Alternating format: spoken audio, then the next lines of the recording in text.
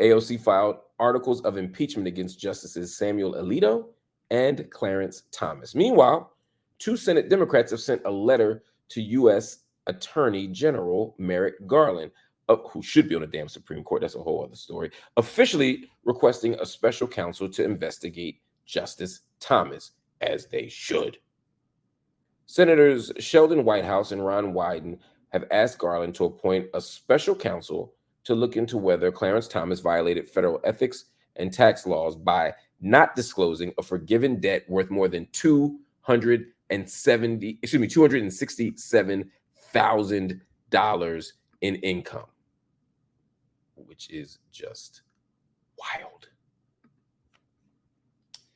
Add that to all the luxury trips, his mama's rent getting paid, and gifts that he got from billionaire Harlan Crow.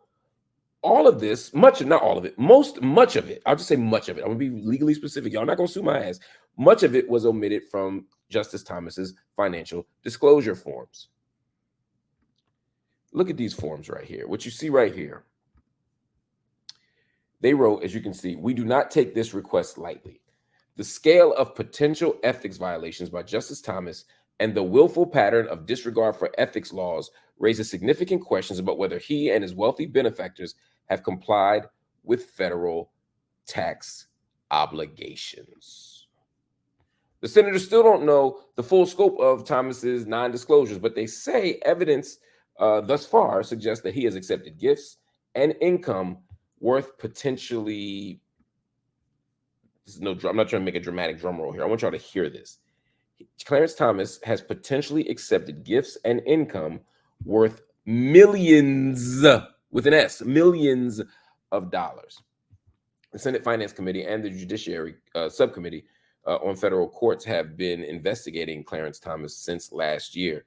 And now, Senators Wyden and Whitehouse, they're waiting for Merrick Garland's response. But I know my response already. First of all, when AOC announced that she would be issuing articles of impeachment, some people were like, is this really going to happen? Is this just political posturing? Is there any legitimate outcome that's going to happen other than them staying on the bench? Well, I'm not convinced that this will lead to anything substantive in terms of the court. I'm not sure that Justice Thomas is going to go anywhere. I'm not sure that Alito is going to go anywhere. In fact, I would bet my last dollar they ain't going nowhere because of this. But it's not wasted, because what this does is it draws, and Scholar writes in and says, but Mark, the GOP controls the House of Representatives. Isn't this just virtue signaling by AOC? The bill is DOA. Yes and no. And that's where I was going with this. I'm glad you said this. It's not just virtue signaling. It's the right thing to do. Clarence Thomas needs to be impeached. He has a wife. If you look at the behavior of his wife alone, Jenny Thomas, in terms of her relationship to January 6th and to these extremists, who Clarence Thomas then refuses to recuse himself, in cases regarding them, you see judicial impropriety. When you look at all the money he's accepted, all the gifts, I mean, this dude is getting all kinds of stuff. You see a clear conflict of interest. You see a clear inability to be dispassionate, objective, all of these things. This is a problem.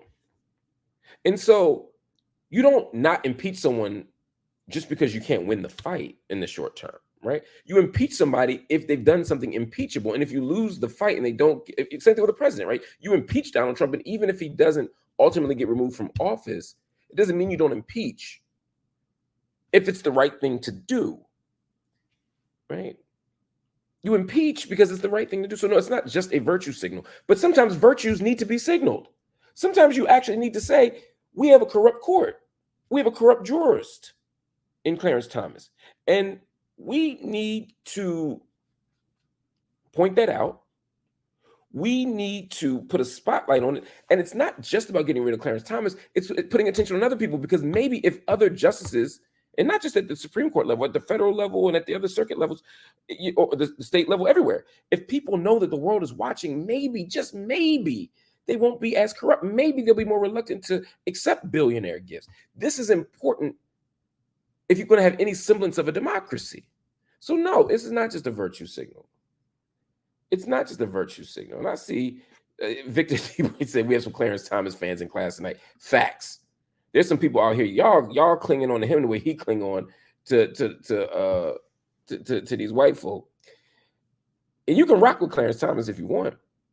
You can agree with him judicially. You can agree with his legal philosophy. You can agree with his approach, whether it's his utterances or his silences in terms of his relative reticence to engage in legal opinion writing. You can feel however you feel about Clarence Thomas. I don't care. This isn't about that. I have my own issues with Clarence Thomas, but this isn't about that. This is about judicial impropriety. This is about saying quite clearly,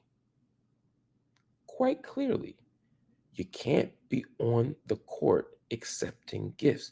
You can't be on the court taking money. You can't be on the court with egregious and obvious conflicts of interest.